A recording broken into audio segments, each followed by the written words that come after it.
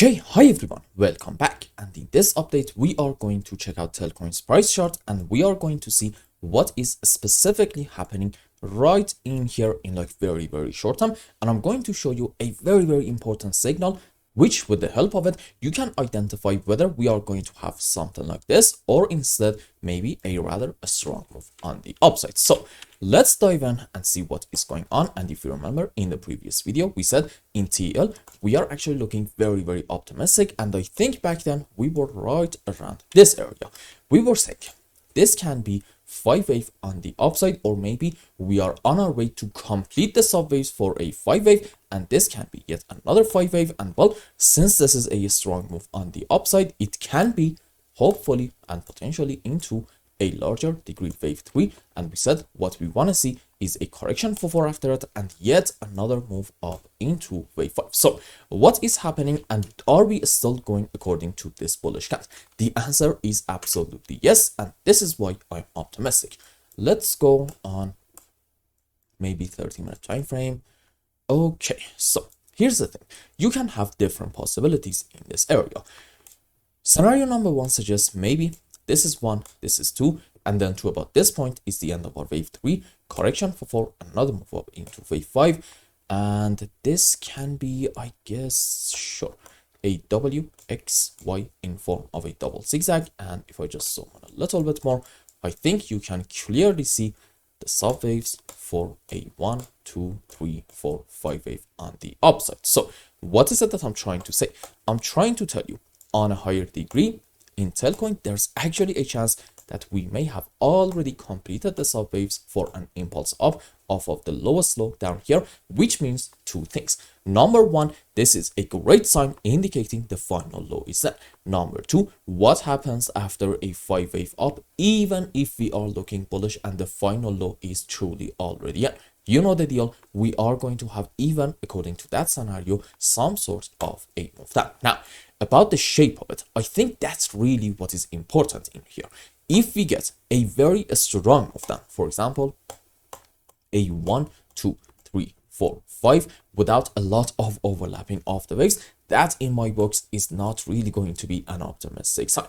On the other hand, if we get a slow and choppy move down, something like this, and between our pullbacks we're just constantly able to identify overlapping of the waves, you know what, that is going to be probably a beautiful buy, and also I would say long opportunity, because on a higher degree at that point we can be sort of kind of confident about having the sub waves for wave 1, correction for wave 2, and what's next if this scenario is happening. You know the deal, massive move up into wave 3, 4, 5. And since in terms of Elliott waves, wave 3 is usually quite a strong and sharp move on the upside, again, we can say that exciting times in TL is going to be ahead of us, even in like very short time. So right around the current area, in case that we get a move down, you shouldn't be mad and also surprised at all. It's just going to be part of the bullish process. Question is, can we have some other possibilities? The answer is yes, and here is another one.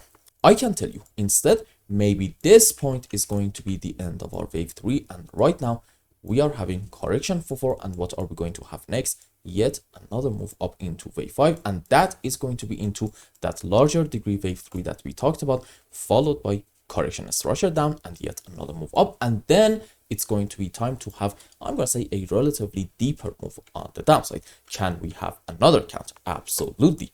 You can also say maybe this is going to be the end of wave 3, correction for 4, and this 5 wave is actually into this wave 5, which means the end of that larger degree wave 3 is going to be around the recent high. And what are we going to have next? Correction for 4, another move into wave 5, and according to this count, this correction is not really going to be that deep, and maybe we are going to have something like an A, B, C, D, E, a triangular structure, which is actually quite a common pattern into our wave 4. And what's next? Another move into wave 5, and then it will be time for once more a relatively deep move down. Question is, which one of these possibilities can be in play? At the moment, nobody, and I really mean that, nobody can tell you anything for sure. We are just going based on possibilities. But here is what I have to say.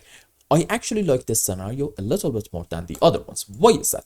You see, pay attention to the length of our wave 2 timing wise. How long did it take for us to have this thing? About, let's say, 350 candlesticks on H1 time frame, meaning about, let's say, 14 days.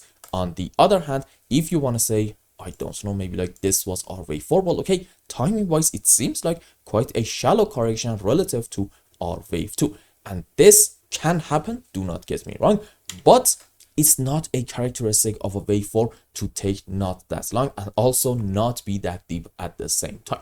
I'm going to argue probably we are having at the moment a correction structure into wave 4, and odds are in the next couple of days you are going to see some more chopping around until timing wise at least these two waves are going to sort of kind of match each other, and then it will be time to have another move up into wave 5. Now, earlier in the video, I said I'm going to show you a very important signal, and with the help of it, you can identify what is going to be next in Telcoin.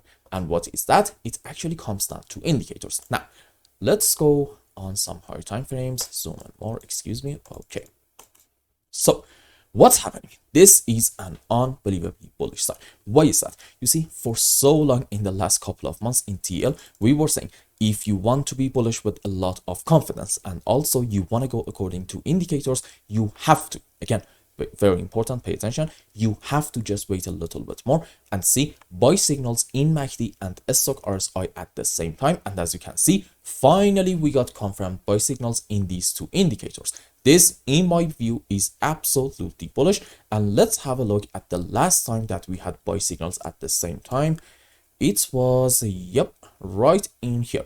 And what happened next? From these areas, we got basically like an 800% move on the upside. What about previous times? Yep, this can be another example. And from here, yes, we got almost like a 120% move up. Another time, yes, it's actually this one. And from here, we got, yep, about a 200% move up. What about another time? It can be, yes, right down here. And from this point, sure, we did go down a bit more, but after it, we got a move up, and on net, this was about, yes, around 110% move. So having buy signals in MACD and stock RSI at the same time can absolutely be, based on the history, a very optimistic sign indicating, number one, maybe the final low is in, and number two, exciting times are going to be ahead of us. But that is not really the point that I'm trying to make in today's update for like very, very short term. Let's go on some lower time frames. You see, in daily time frame, on the other hand, we are having a buy signal in MACD, great sign, but now we are having a confirmed sell signal in stock RSI. So please consider some more chopping around in like very short term. I'm gonna say maybe in the next couple of days, and then after it we can have another move up, and even that's not really the point that I'm trying to make. Let's go on H4 time frame now. Okay, so far we are having sell signals in these two indicators at the same time. Not really important. Pay attention to what is happening on the live chart. This is a high, the other one is a higher high. However, in MACD, what do we have?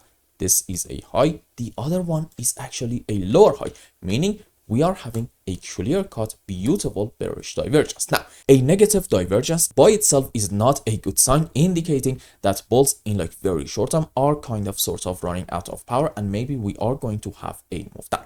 However, in case that we want to get a massive move up in Telcoin, okay, I think you need to wait a little bit more and see a very small move in order to, in MACD, get a break of the divergence line. If we do that, number one, the divergence is going to get invalidated. And number two, in most cases, when that happens, we are seeing some strong and massive moves on the upside. And this is the key point in here if you want to know what is going to happen for the next week or two. As long as we are not getting a break of the divergence line, I think we should count on either a continuation of the short-term move down or maybe at least some more chopping around. If we do get a break of this thing, okay, at that point, all bearish bets are kind of off and you can expect some more upward price action. And then we are going to make new updates and see where are we going to go from there. Overall, do not get me wrong, in Telcoin, we are looking absolutely bullish and fantastic. And in like very, very short term, I guess I agree with you, structures can be up for the base. And I hope I explained everything well and you understood what is going on in TL. Anyway, If you found any value in my content, I would really appreciate if you like this video and consider subscribing to my channel and follow me on Twitter. And if you want more, maybe you want a complete analysis for your own specific crypto, or maybe you want to learn some decent TA in order to be able to make good money in the markets, you can become a member and ask me anything you want. And until the next update, I hope you have a wonderful time. Goodbye.